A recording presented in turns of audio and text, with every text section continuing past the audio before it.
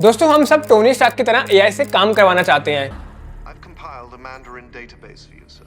लेकिन एआई हमें जो आंसर देता है वो बहुत ज्यादा जेनरिक होते हैं, यानी सबको ही पता होता है। तो सवाल यहाँ पर ये नहीं है कि एआई कितना इंटेलिजेंट है, सवाल यहाँ पर ये है कि हम एआई से ऐसे क्या क्वेश्चन पूछे जिससे वो हमें सरफेस लेवल आंसर नहीं बल्कि एक इन डेप्थ और शार्प आंसर दे। चलो देखते हैं। दोस्तों सबसे पहले आपको ये समझना होगा कि टोनी स्टार्क एक्चुअल में एआई से काम करवाता कैसे था। इसको आप 3 फेज में समझ सकते हो। सबसे पहला, टोनी कभी भी अपने थिंकिंग वाले वर्क को जार्विस को नहीं देता था। जार्विस उसके साथ मिलकर काम करता था, यानी सोचने का काम टोनी स्टार्क का होता था और एग्जीक्यूशन का काम जार्विस का होता था।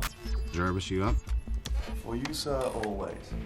I'd like to open a new project file, indexed as Mark II.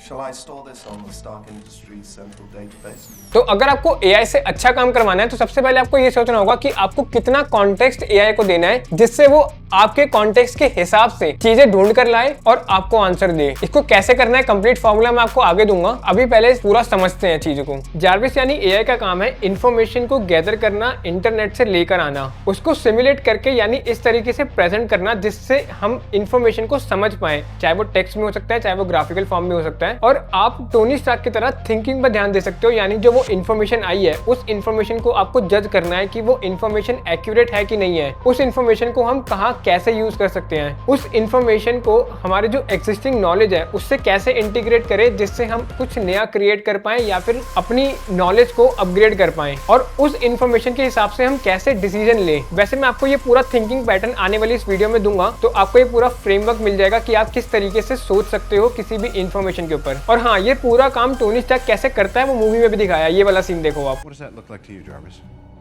Highlight the Unisphere? Lose the footpaths? Get rid of them. What is it you're trying to achieve, sir? दोस्तों इसमें तीसरा और सबसे important point है कि Tony Stark कभी भी AI को ब्लाइंडली ट्रस्ट नहीं करता था, उसको अपने ऊपर सबसे ज्यादा कॉन्फिडेंट होता था। भले ही उसके पास नॉलेज ज्यादा हो या कम हो उससे फर्क नहीं पड़ता, लेकिन उसकी जो क्वेश्चन करने की एबिलिटी है वो मैटर करती है। यानी वो एआई के आउटपुट को एज इट इज नहीं लेता था, उसके ऊपर क्वेश्चन करता था कि अगर मैं इसको रियल लाइफ में अप्लाई करूंगा तो इसके कॉन्सिक्वेंसेस क्या होंगे, इसका आउटपुट क्या होगा, और वो फिर उस बेसिस पर डिसीजन लेता था। यानी कि जब तक के एक दिमाग में क्लियर पिक्चर ना बन जाए आपको एआई से क्वेश्चन पूछते रहना है। मतलब इसमें भी एक प्रॉब्लम है, फिर आप एनालिसिस पैरालिसिस में फंस सकते हो, लेकिन एटलीस्ट आपको उस इंफॉर्मेशन तक पहुंचना है जो बिल्कुल इन डेप्थ और ऐसी नॉलेज है जो आपको नहीं पता या किसी को भी नहीं पता। जैसे कि मान लो मैं यहाँ पर एक प्रॉम्प्ट देता हूँ कि how to improve my communication skills. अब आपको ये प्रॉम्प्ट बहुत सही लग रहा होगा, लेकिन एक्चुअल में एक वेग प्रॉम्प्ट है क्योंकि मैंने इसके अंदर ये डिफाइन किया है कि कम्युनिकेशन स्किल्स को कैसे इंप्रूव करें, लेकिन ये नहीं किया कि कौन सा कम्युनिकेशन स्किल्स इंप्रूव करना चाहिए। और मान लो मुझे नॉलेज भी नहीं है कम्युनिकेशन स्किल्स के बारे में, तो मैं इससे नेक्स्ट क्वेश्चन पूछ सकता हूँ, what are the types of communication skills. तो इसने मुझे दिया है कि verbal communication, non verbal communication, तो आपको कौन सा इंप्रूव करना है। अब मान लो मुझे वर्बल कम्युनिकेशन इंप्रूव करना है, अब मैं वर्बल कम्युनिकेशन के बारे में पूछूंगा कि मैं इसको और कैसे इंप्रूव कर सकता हूँ। तो इस तरीके से आपको क्वेश्चंस पूछते रहने हैं, आपको निच डाउन करते जाना है, बेसिकली आपको इन डेप्थ जाते जाना है जैसे एक्चुअल में टोनी स्टार्क करता था। ये देखो वीडियो में। Accessing satellites and plotting the last 12 months of thermogenic occurrences now. Take away everywhere that there's been a Mandarin attack. That.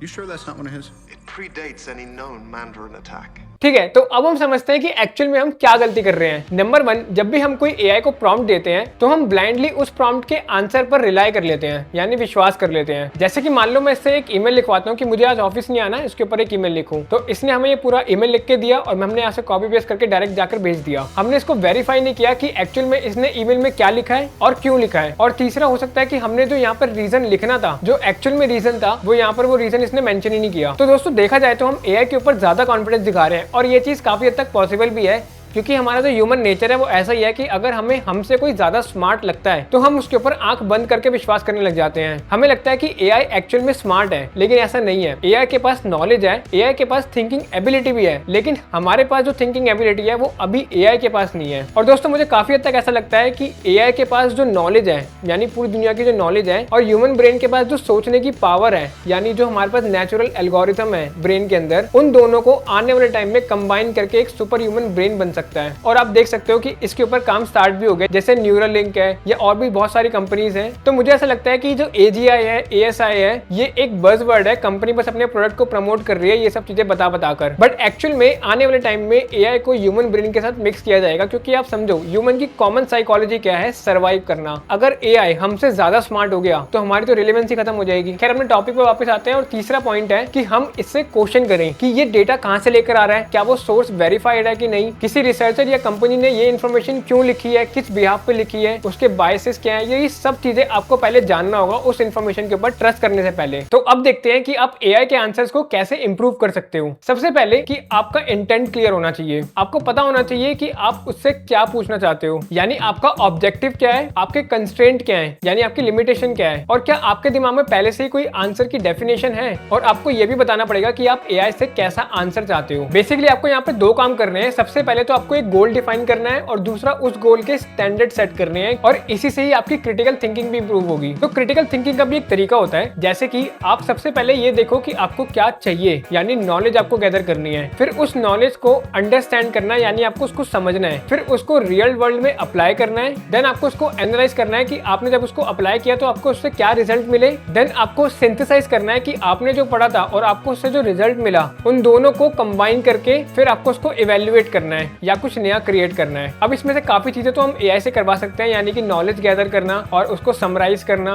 But जो डिसीजन मेकिंग वाली पावर है, जो जजमेंट वाली पावर है और जो उसको समझना है, वो हमें ही करना पड़ेगा। और सबसे जरूरी आपको क्रॉस क्वेश्चन पूछने हैं AI से कि इसने ये आंसर क्यों दिया, किस सोर्स से लाकर दिया, उसको वेरीफाई करना, उसको जज करना और एक टॉपिक को पकड़ के उसकी डेप्थ में जाना, ताकि आप उसको अच्छे से समझ सको, जैसे एक्चुअल में टोनी स्टार्क करता था। तो अब हम देखते हैं कि हम अपना प्रॉम्प्ट किस तरीके से तैयार कर सकते हैं जिससे हमें AI एक अच्छे रिजल्ट दे। तो सबसे पहले आपको गोल डिफाइन करना है कि एक्चुअल में आप AI से करवाना क्या चाहते हो, आपका गोल क्या है। देन आपको कॉन्टेक्स्ट देना होगा। बेसिकली आपको उसके अंदर ये बताना है कि आप ये क्यों करवाना चाह रहे हो, क्या रीजन है ये करवाने का, और आपका बैकग्राउंड क्या है। अपनी स्टडीज के बारे में बता सकते हो, अपने पास्ट एक्सपीरियंसेस के बारे में बता सकते हो, उसके अंदर सब चीज आ सकती है। थर्ड है रोल। ये बहुत सिंपल है, आपको उसके अंदर एक रोल डिफाइन करना है। देन आता है सबसे इंपॉर्टेंट टास्क। इसके अंदर आपको ये बताना है कि आप AI से किस तरीके का आंसर चाहते हो, कि एक्चुअल में AI क्या करे या क्या ला कर दे, कैसा आंसर ला कर दे। देन इसके अंदर आप एजम्पशंस भी बता सकते हो कि बेसिकली आपकी कोई एजम्पशन है किसी चीज को लेके, यानी मान लो अगर मैं कम्युनिकेशन का एग्जांपल लूं, वर्बल कम्युनिकेशन में आपकी कोई एजम्पशन है, आपने पहले किसी से बात करी थी, उसका ऐसा रिएक्शन आया था, तो ये सारी एजम्पशंस आप इसे बता सकते हो। देन कोई इवैल्यूएशन है आपकी, यानी कम्युनिकेशन का एग्जांपल ले लेते हैं कि आपने अगर किसी से बात करी, उसका रिप्लाई वैसे नहीं आया जैसा आप चाहते थे, तो वो भी आप इसके अंदर मेंशन कर सकते हो। कोई आपकी लर्निंग्स है, यानी आपको उस चीज के बारे में कितना पता है, वो भी आप यहाँ पे मेंशन कर सकते हो। और सबसे इंपॉर्टेंट वेरिफिकेशन, जहां से ये इन्फॉर्मेशन लेकर आ रहा है उन सोर्सेज का ये नाम मेंशन करें, ताकि हम वहां पर जाकर एक बार क्रॉस चेक कर सकें। और ये देखो, ये रहा पूरा प्रॉम्प्ट। आप वीडियो पॉज करके यहाँ पे पढ़ सकते हो, या फिर इसका लिंक मैं आपको डिस्क्रिप्शन में दे दूंगा, आप वहां पे जाकर भी पढ़ लेना। तो दोस्तों, ये एक तरीका है जिससे हम AI से और ज्यादा अच्छे रिजल्ट ले सकते हैं, बिल्कुल टोनी स्टार्क की तरह। और दोस्तों, आप मुझे बताना आपको ये वीडियो कैसी लगी, मजा आया हो तो प्लीज अपने दोस्तों के साथ एक बार शेयर जरूर करना। आज की वीडियो में इतना ही, मैं मिलता हूँ आपसे नेक्स्ट वीडियो में। देखने के लिए थैंक यू।